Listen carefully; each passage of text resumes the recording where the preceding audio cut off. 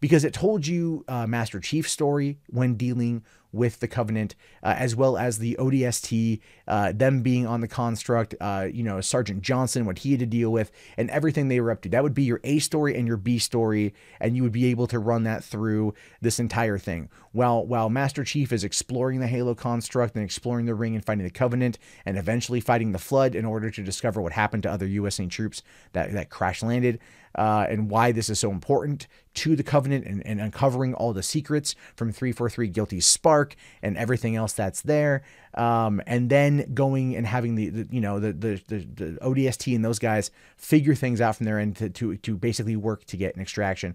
I mean, just imagine like the Warthogs and the Pelicans, and I mean, just everything about it so fucking cool.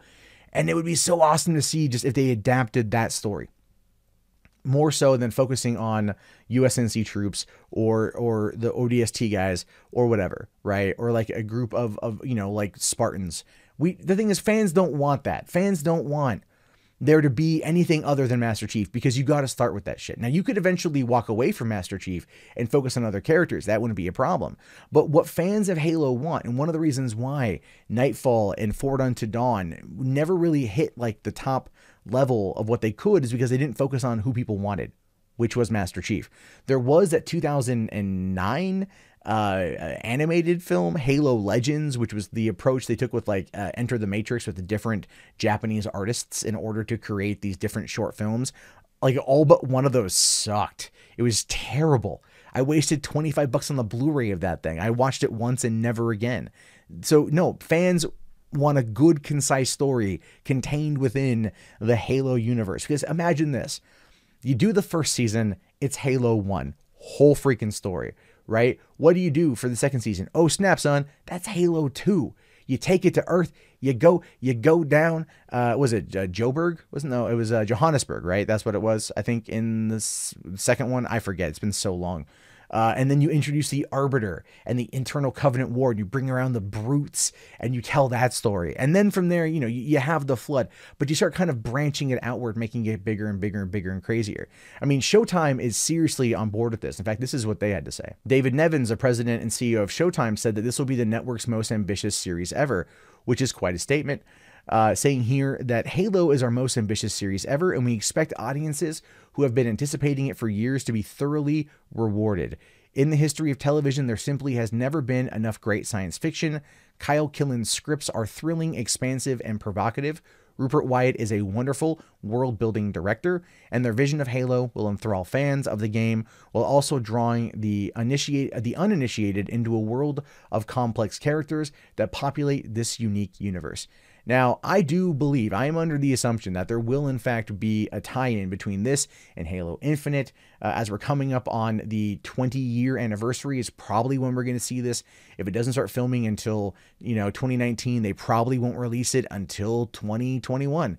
Probably tying in with the release of the 20-year anniversary of the first game coming out. And maybe 2020. Probably, I mean, who knows? Maybe they're going to start in 2020, continuing over to 2021, and that's going to be their lead-in for like whatever the big 20-year celebration is going to be. But here's one of the reasons why I'm excited. Rupert Wyatt is actually a solid director. Now, Neil Blomkamp, I think, would have knocked it out of the park. He won't come back. He spent months and months and months working on it. He was not happy with how it ended. He was not happy with how he was treated. I understand that. But listen, man, listen. Your last movie was chappy. And then Ridley Scott cockblocked you to get Alien 5 off the ground. So it's kind of like, you know what, man? If they offer you, you come back and you blow it out of the damn park. You come back and, because you're working on everything with Oat Studio right now. Just saying. That would work well probably for what Halo's doing. Now, Rupert Wyatt, I think, is a good director. I loved Rise of the Planet of the Apes. I thought that was a fantastic movie, a great world-building movie, and I loved what it led into in terms of its two sequels, but that was Matt Reeves, not him. And I feel like he'll be able to really bring a lot to it, to tell maybe, to take these characters and to tell a story that makes you care, and to maybe understand the motivations. And I don't think we're going to get enough out of that until if they do bring in the Arbiter, because the Spartan Arbiter bromance sort of thing I thought was fantastic, and it really worked out well in Halo 3. And I'm excited for this one. I'm legitimately 100% on board with what they're going to come up with, and I cannot wait to see what happens next. But yeah, so expect updates when more info drops. I'm talking about this. This is my new coverage. This is my new. I'm all on this like a damn detective, spyglass or magnifying glass. Can't tell. And I'll talk to you guys about this later. Leave your thoughts below. I want to hear them. And yeah, thumbs up, subscribe, check back often for more content from me. My name is, of course, Matt Jarbo. This has been $3 Theater. I'll talk to you guys later. Have yourself a great day, and peace out.